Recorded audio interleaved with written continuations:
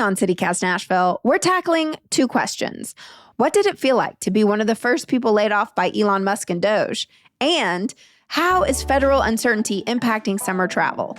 Andrea Giordano, aka BNA Cheap Flights on Instagram, is here to answer both.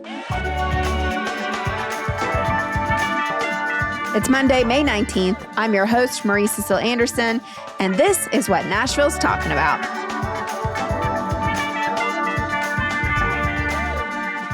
I know that you worked for the U.S. Agency for International Development, which took you all over the world. Tell us about this job. I worked for a subcontractor where all of our contracts were held by USAID. So we supported training and facilitation contracts primarily. And that meant I got to train all of the supervisors at USAID. I actually headed up that program to do their supervisory training. So I would get to go for these 2-week stints and go train supervisors there at the embassies around the world and the different USAID locations. We also did HR training and trained all the HR staff for USAID, as well as a bunch of different other ones, people who oversaw the budgets for different projects. Were you a teacher before that? Yeah, so I was in higher education. I was never a K through 12 teacher, but I was in higher ed for 15 years. I headed up an ESL program. So people traveling globally, all of that just means so much to me. It's where my path is always headed back towards, is just connecting with the globe at large. Well, so then now we have to talk about, within weeks of Trump's administration, the inauguration, Elon Musk's Department of Government Efficiency, also known as DOGE, moved to dismantle USAID, closing the headquarters and terminating nearly all of its staff. Would you mind sharing with us your experience? Sure. Happy to talk about it. I mean, every emotion you can possibly imagine that a person would have, I've had for the last 3 months or so. You know, we knew with November happening with the election that there were going to be changes, and there was no secret that USAID wasn't a favorite of the Republican Party. And so, you know, in those conversations leading up to inauguration, there was a lot of talk about, you know, we have adjusted to a lot of administrations before, we can adjust to this administration, whatever that takes. Even if your policies don't align, you can adjust to serve a new administration, right? So we knew there would be drastic changes. I don't think many people who I worked with or talked with thought it was going to be a complete shutdown of USAID. What was also so striking is it was the very first agency that was brought under the microscope by DOGE. And so we were within the inauguration to me being laid off was 3 weeks, and I was one of the last employees left at my company. And then, unfortunately, the company, which had 400 employees, is now completely closed. Here we are 3 months later, and this company that I worked for and people I love so much, they were in business for 25 years, and this actually put an end to it. So there were a lot of tears shed. I mean, I loved my coworkers. I loved the work that I did. It felt like important work. It was important work. The thing that was the hardest was just knowing all of the people I worked with are just incredibly dedicated servants of a better world, right? Everyone who's there, they are the best and the brightest, and they chose to come and serve other people with their intellect and with their experience. And I really loved the people I work with, and we had to say goodbye, and we had to say goodbye to a mission that all of us cared about. And so that was really hard just on a personal level. I mean, there's so much that could be talked about with this, but just from a personal level, that's what it felt like. It felt like grief. It felt like sadness. But then there's also this, uncertainty and fear that comes with losing a job in general, but it also being tied to politics, where some comments you receive online are people happy about the fact that you've lost your job. That's really challenging to navigate and still stay in a buoyant, positive light moving forward to say, I'm going to stay positive and this is going to work out for the best for me in the long run. What was the mission of USAID? Why was it created? And what do you think will happen now that it's gone? Oh, I used to train some of this, Marie, so I should be able to tell you the mission statement. If I were to summarize the mission and kind of what it meant to me, let's put it that way, is really just about serving the least among us, right? So serving the people around the world so that they can be productive as a society and lead more healthy lives, more productive lives. And, the values of USAID are really to just serve the most vulnerable. And then what do you think will happen now that it's gone? I mean, can I be honest? I have basically turned off all news since being laid off because I needed a little break.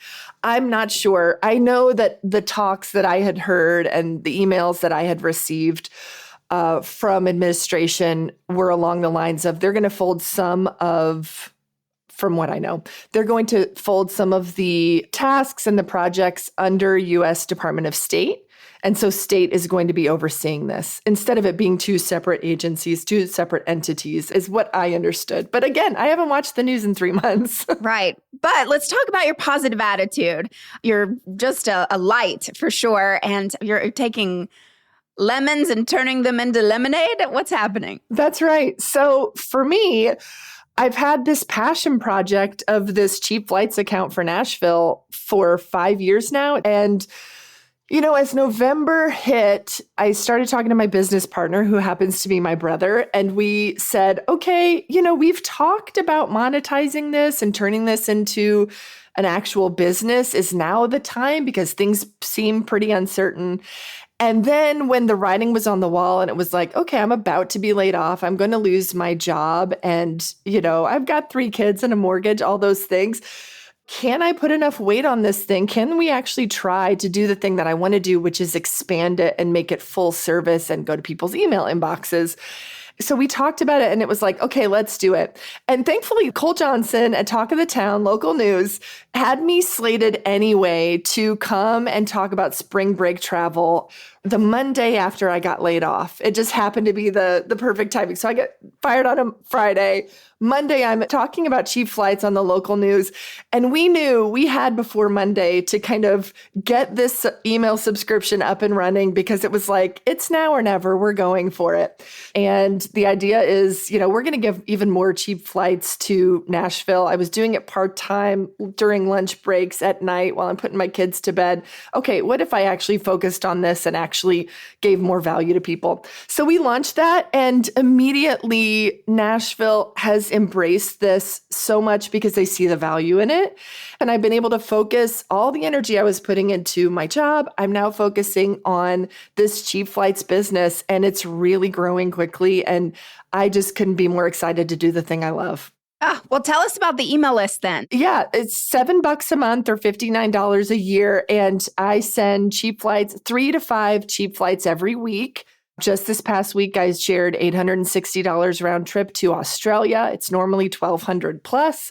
I shared $98 round trip to Minneapolis, to Wilmington, North Carolina. That's to the beach for about $74, somewhere in there. I mean, I share cheap flights like that, and there's 3 to 5 of them a week. And I share, where to book it exactly, and then leave it in people's hands. Like, you can take it from there. And it's just really an exciting opportunity, I think, for people to save a lot of money on flights, because as you know, just going out and looking for a flight can feel really stressful. You don't necessarily know what the good routes are, and you're looking like, okay, how long is this layover? You're trying to think about value. You're trying to think about, do I go to Kayak? Do I go to Expedia? Do I go to Google Flights? Do I go to the airline? But it's not very intuitive to use. All of those things kind of factor into the stress around booking flights. And so my goal is to just curate these best cheap flights and send them in an email. And then people end up in amazing locations. I have people all the time writing me. Just someone this morning sent me the most amazing photos of the Faroe Islands. These are an island chain off of Scandinavia, between Iceland and Scandinavia, owned by Denmark. But it's the most stunning location in the world. And in January, I shared cheap flights for $531 round trip to Faroe Islands, normally $1,000 plus. And I mean, I'm just like blown away because it's somewhere I've always wanted to go, but there's someone there just because I shared a cheap flight. They had like the best friend trip ever.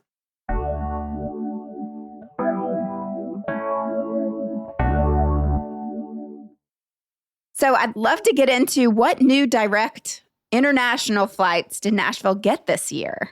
Oh, we have so many. I made actually a post about this on Threads, but I think we have 10 nonstop international flights. They include the two most exciting ones are the new Aer Lingus nonstop to Dublin, Ireland, which is so thrilling. And then the one I'm really most excited about, it's the nonstop to Reykjavik, Iceland through Iceland Air. I cannot believe how low these prices are. Like $475 or so, or $299 to Iceland. $299. Yes. And I need to book a flight right now. Excuse me.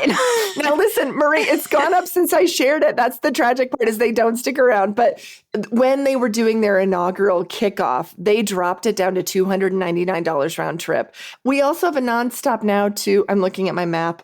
We have a nonstop flight now to Cabo San Lucas. We have one to the Dominican Republic, I believe, to Punta Cana. We have certainly several in Canada, which are stunning.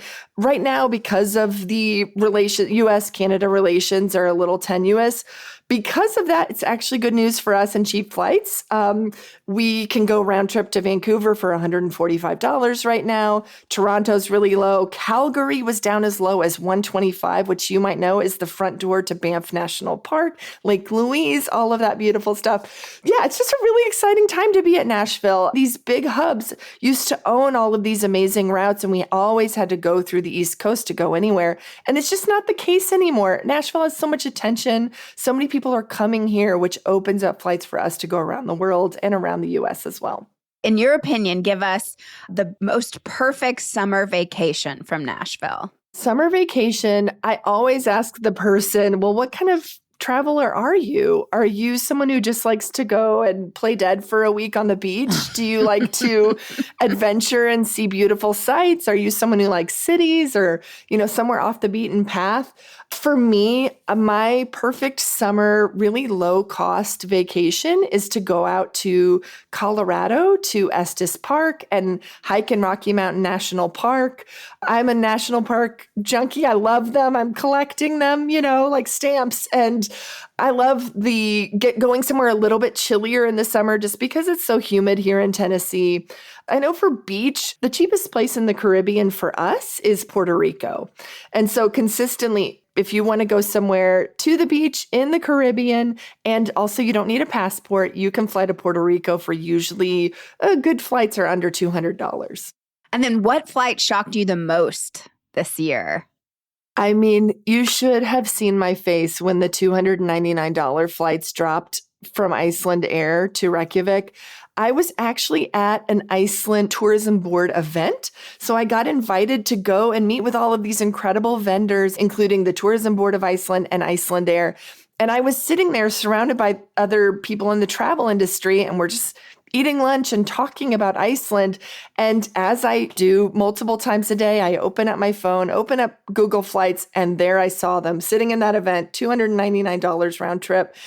I don't think I've ever been so shocked by flights because I love that place so much. And that is really a deal. Usually it's 500 plus. And the last time you were on, you mentioned that Iceland is one of your favorite countries you've ever visited out of the 39 you've been to. Yes. The really exciting thing I think about the Iceland Air route is not just the destination of Iceland, but it is also a stop to mainland Europe that has driven down prices all the way across the board, especially for Northern Europe. So when you're talking Amsterdam or Copenhagen or Stockholm, Sweden, all of those prices have now come down as well because they have a layover in Iceland and then they go on to mainland Europe. So overall, this is not just a Iceland as a destination win for us, but it's also a Europe cost in general. Well, so if I was going to do a layover in Iceland, how long would you suggest? If it's your first time to Iceland and you just want to see a little bit of the country,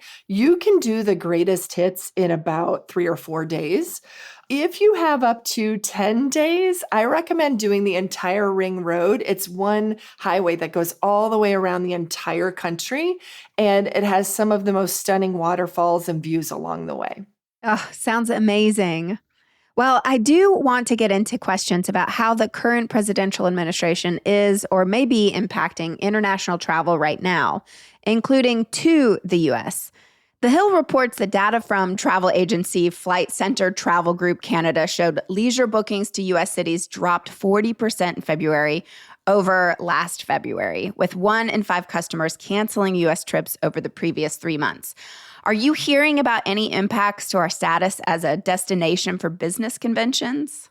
I have not heard anything specifically about that, but I've certainly read some of the articles that are out there talking about how the US as a destination is down in general. What are you hearing from friends abroad about vacationing in America right now? The main thing that I'm hearing is that if someone has US citizenship, there's no reason to be concerned. However, those who have a different legal status, it can be trickier from what I'm reading to enter the US. I would still say, millions of people are entering the US every single day and they're traveling freely, and we only hear about the ones that have difficulty. I do think there's some hesitancy. I am getting direct messages from some people who have canceled trips even because they're nervous about coming back. And I understand there's always going to be fear around traveling in general. I just kind of, in anticipation of being on this podcast, I started to ask some of my friends who don't travel as much as me, why is it that you are afraid to travel? Because I know they're afraid. And one friend said, I'm afraid that if I travel, some terrorist attack is going to take place and I'm not going to be able to make it back home.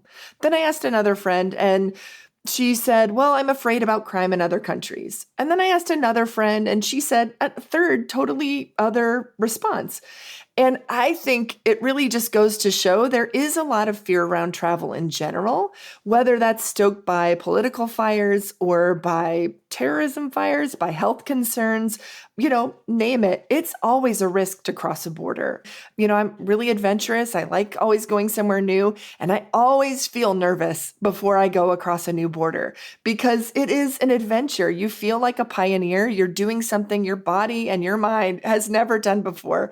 And so when it comes to concerns, I would just kind of try to weigh things with facts versus feelings when it comes to travel or anything in life.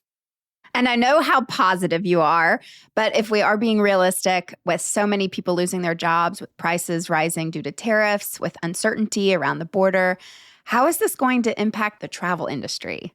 This is a really great question. And the truth is, none of us really know. I do know that we went through the most stressful shock to the travel industry ever 5 years ago with COVID. It was the same question. Will this fold all of the airlines permanently? Does this mean the end of international travel because of health concerns?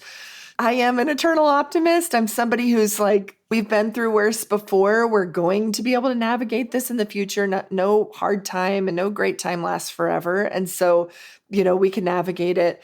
I'm just somebody who really believes in kind of thinking about what I'm able to control. I think that cheap flights pop up no matter what is happening in the industry. The cheapest flights I ever found were post-COVID.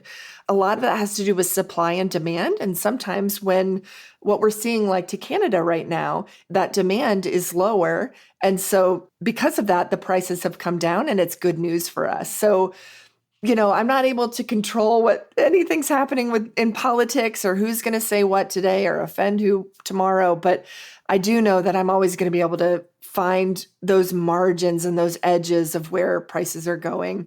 With everything going on in your own life, why is it important to you to keep traveling? Travel is life-changing.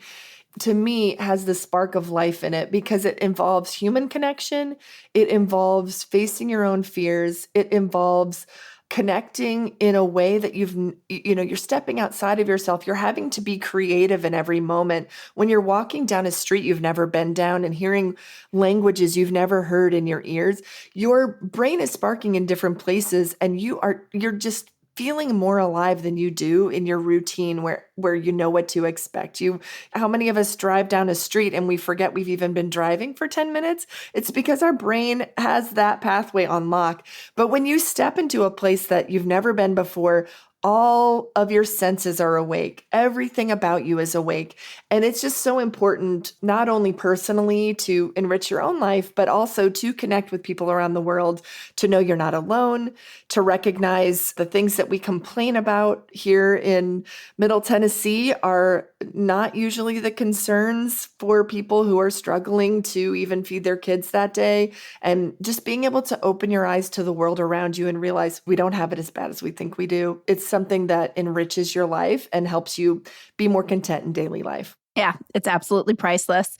Well, thank you for providing such an amazing service to Nashvillians. Everybody follow at B&A Cheap Flights on Instagram. And we'll also put information in our show notes today about joining your email list. Thanks so much for having me, Marie.